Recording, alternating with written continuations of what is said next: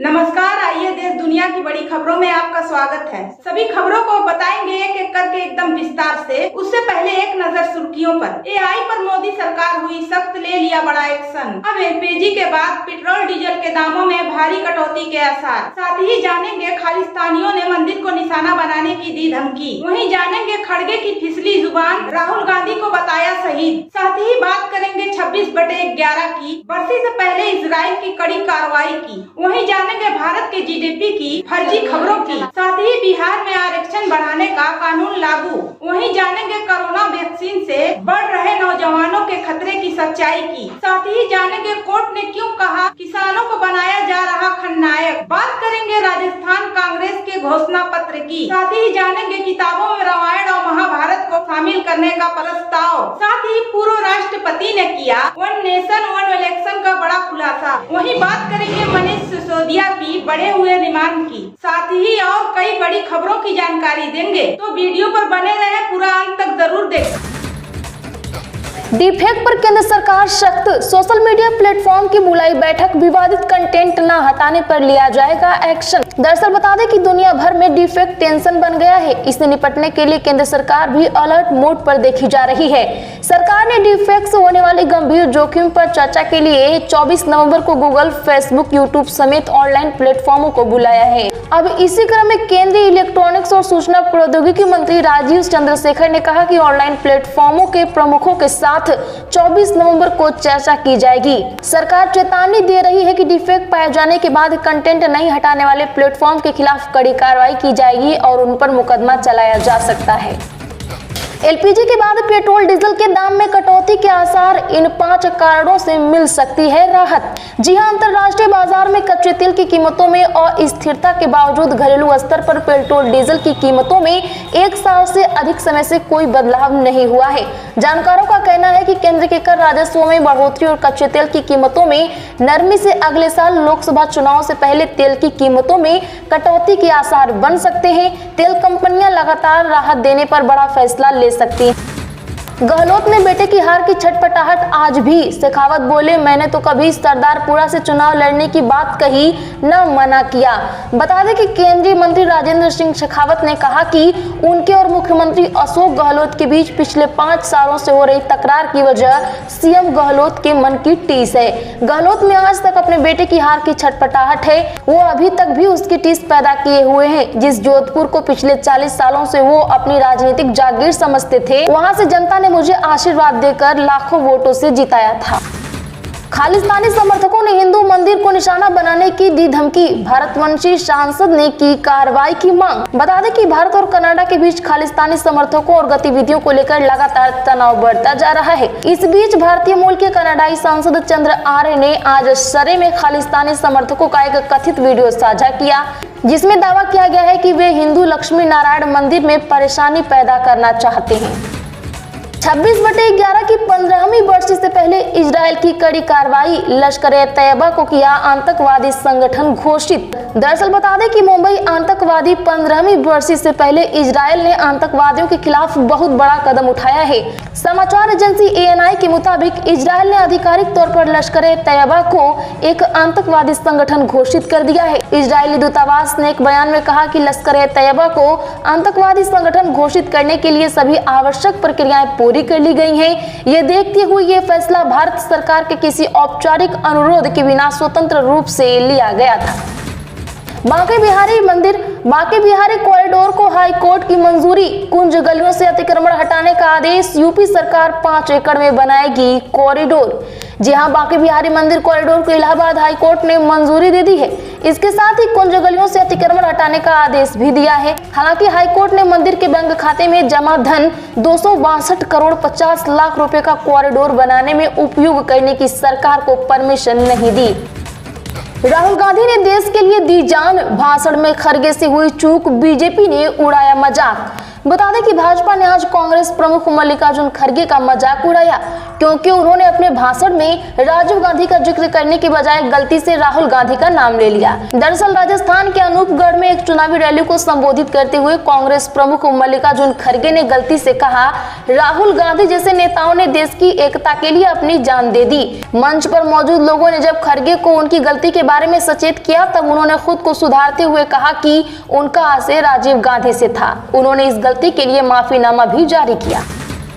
भारत की GDP 4 trillion dollar की खबरें फर्जी, अडानी और केंद्रीय मंत्रियों पर जयराम रमेश का पलटवार। दरअसल बता दें कि भारत की जीडीपी 4 ट्रिलियन अमेरिकी डॉलर को पार कर चुकी है। केंद्रीय मंत्रियों के इस दावे पर कांग्रेस ने पलटवार किया है। भाजपा पर कटाक्ष करते हुए वरिष्ठ कांग्रेस नेता और पूर्व केंद्रीय मंत्री जयराम रमेश ने कहा कि ऐसी फर्जी खबरें उत्साह पैदा करने के लिए है। कांग्रेस ने भाजपा पर डेडलाइन प्रबंध के भी आरोप लगाए हैं। वहीं सत्तारूढ़ भाजपा पर निशाना साधते हुए कांग्रेस महासचिव जयराम रमेश ने सोशल मीडिया प्लेटफॉर्म एक्स का सहारा लिया। एक पोस्ट में उन्होंने कहा कि कुछ केंद्रीय मंत्रियों और महाराष्ट्र के उप मुख्यमंत्री ने फर्जी दावे किए हैं। धरती पर जीना हो जाएगा मुहाल, 3 डिग्री तक बढ़ जाएगा तापमान, यूएन की रिपोर्ट में डरावने वाले दावे। दरअसल दोस्तों बता दें कि ग्लोबल वार्मिंग और जलवायु परिवर्तन पूरी दुनिया के लिए संकट का सबब बनता जा रहा है। आए दिन नई चुनौतियां सामने आ रही हैं। इसी क्रम में एक रिपोर्ट में दावा किया गया है कि इस सदी के अंत तक दुनिया 3 डिग्री सेल्सियस तक और गर्म हो जाएगी। आज संयुक्त राष्ट्र द्वारा जारी इस रिपोर्ट में कहा गया कि इस साल की शुरुआत के 86 दिनों में ही धरती 1.5 डिग्री सेल्सियस तापमान की सीमा पार कर चुकी है।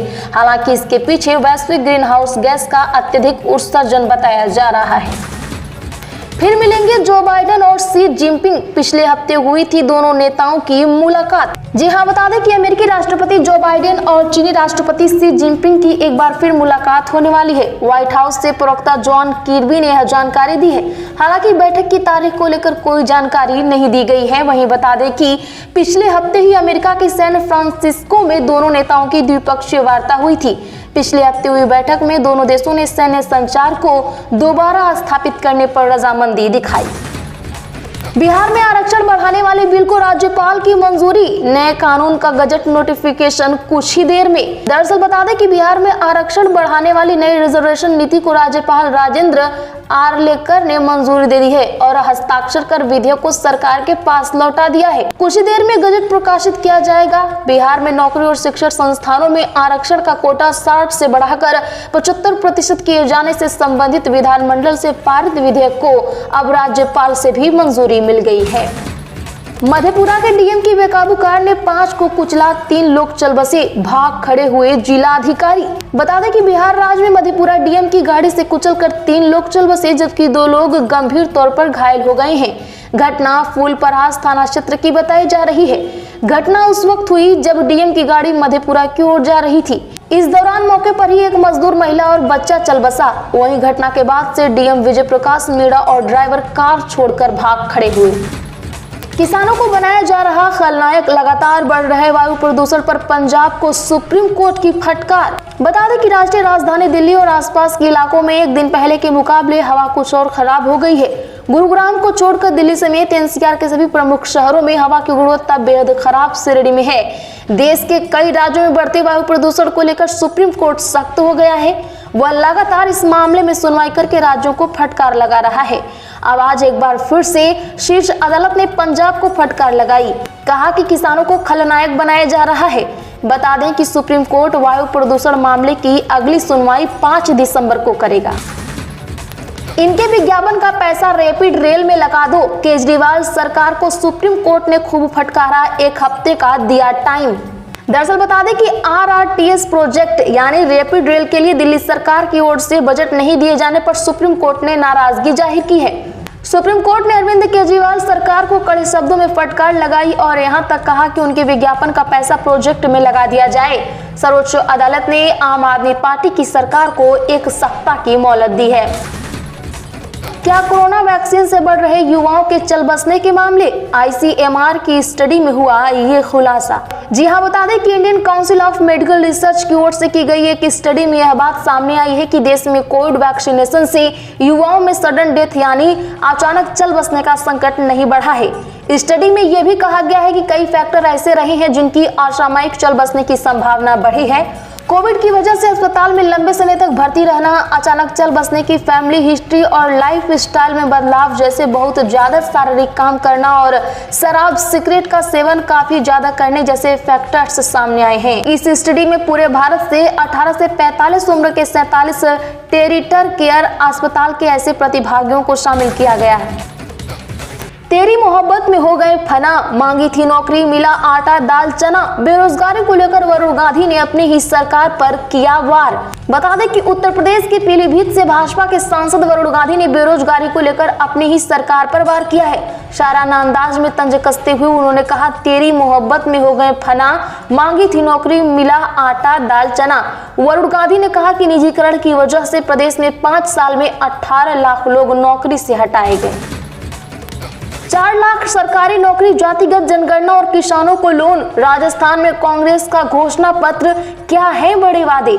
जी हां, बता दें कि राजस्थान कांग्रेस ने अपना घोषणा पत्र जारी कर दिया है। पार्टी कार्यालय में कांग्रेस अध्यक्ष मल्लिकार्जुन खड़गे घोषणा पत्र को जारी किया है। कांग्रेस ने किसानों को 2 लाख रुपए का ब्याज मुक्त लोन, जाति जनगणना कराने का वादा, ओपीएस को लेकर कानून बनाने का वादा और 4 लाख सरकारी नौकरी देने का वादा किया है। इस अवसर पर पार्टी के वरिष्ठ नेता मुकुल वासनिक भी मौजूद रहे। घोषणा पत्र के चेयरमैन सीपी जोशी ने कहा कि हमने 2030 के विजन को लेकर घोषणा पत्र तैयार किया है। घोषणा पत्र में हमारी गारंटियां पहली प्राथमिकता होगी। ऑस्ट्रेलिया के खिलाफ T20 खेलेंगे रिंकू, बीसीसीआई की प्लेइंग 11 में शामिल हैं। 23 नवंबर से शुरू होगी 5 दिवसीय सीरीज। बता दें कि उत्तर प्रदेश के अलीगढ़ के क्रिकेटर रिंकू सिंह की इंडियन टीम में फिर वापसी हो गई है। वह ऑस्ट्रेलिया के खिलाफ नवंबर में शुरू होने जा रही 5 मैचों की T20 सीरीज का हिस्सा होंगे। बीसीसीआई ने ऑस्ट्रेलिया के खिलाफ होने वाली इस सीरीज के लिए आज टीम की घोषणा की। इस टीम में क्रिकेटर रिंकू सिंह का नाम भी शामिल है। इस टीम में सीनियर खिलाड़ी रोहित शर्मा, विराट कोहली, जसप्रीत बुमराह, केएल राहुल को आराम दिया गया है। इसमें कप्तानी सूर्य कुमार यादव के हाथ में होगी, जबकि ऋतुराज गायकवाड़ टीम के उप कप्तान की भूमिका में नजर आएंगे। रिंकू भी इस युवा टीम का हिस्सा रहेंगे। उत्तरकाशी टनल से मजदूरों का मैसेज, मां ठीक हूं, समय पर खाना खा लेना। पहली बार कैमरे पर दिखे 41 वर्कर्स, ड्रिलिंग फिर शुरू। बता दें कि उत्तराखंड के उत्तरकाशी में सिलक्यारा टनल में 10 दिन से फंसे 41 मजदूरों का पहला फुटेज आज सामने आया। इस दौरान एक मजदूर ने अपनी मां को इमोशनल मैसेज भी दिया, मां मैं ठीक हूँ, आप समय पर खाना खा लेना। बता दें कि सिलक्यारा और डंडाल गाँव में वर्टिकल ड्रिलिंग शुरू हो गई है। सिलक्यारा से ऑगर मशीन से 900 मिमी पाइप के अंदर अब 800 मिमी का पाइप डाला जा रहा है, ताकि इसमें सामने आई रुकावट हट सके। रामायण महाभारत एनसीईआरटी की बुक में पढ़ाए जा सकते हैं। पैनल का यह भी प्रस्ताव, संविधान की प्रस्तावना हर क्लास की दीवार पर लिखी जाए। जी हां, भारत के महाकाव्य रामायण और Mahabharata National Council of Educational Research and Training के सिलेबस में शामिल हो सकते हैं। इन्हें स्कूल के इतिहास के सिलेबस में भारत के क्लासिकल पीरियड की कैटेगरी में रखा जा सकता है। एनसीईआरटी के ही high level panel social science committee ने इसकी सिफारिश की है। हालांकि अभी यह तय नहीं है कि रामायण महाभारत किस क्लास के किस चैप्टर में पढ़ाई जाएंगी। वन नेशन वन इलेक्शन का फायदा सत्ताधारी पार्टी को मिलेगा। रामनाथ कोविंद बोले, चाहे भाजपा हो या कांग्रेस, योजना में कोई भेदभाव नहीं। बता दें कि one nation one election committee के चेयरमैन और पूर्व राष्ट्रपति रामनाथ कोविंद ने कहा कि इस योजना का फायदा केंद्र की सत्ताधारी पार्टी को मिलेगा, वह चाहे भाजपा हो, कांग्रेस हो या दूसरे राजनीतिक दल। योजना देश हित में है, इसमें कोई भेदभाव नहीं है। इसमें सबसे ज्यादा फायदा आम जनता को होगा, क्योंकि जितना राजस्व बचेगा वह विकास कार्यों में लगाया जा सकता है। मनीष सिसोदिया की न्यायिक हिरासत 21 दिन बढ़ी। राउज एवेन्यू कोर्ट ने ईडी को नोटिस जारी किया, 24 नवंबर को होगी अगली सुनवाई। दरअसल बता दें कि शराब घोटाले में दिल्ली के पूर्व डिप्टी सीएम मनीष सिसोदिया की न्यायिक हिरासत 11 दिसंबर तक बढ़ा दी गई है। दिल्ली की राउज एवेन्यू कोर्ट में आज ईडी के द्वारा दर्ज मनी लॉन्ड्रिंग मामले में सुनवाई हुई। कोर्ट ने जांच एजेंसी को सभी डॉक्यूमेंट्स जमा करने का निर्देश दिया है। आज के लिए बस इतना ही। वीडियो को लाइक और शेयर करना ना भूलें। खबर अगर अच्छी लगी हो तो चैनल को सब्सक्राइब जरूर करें।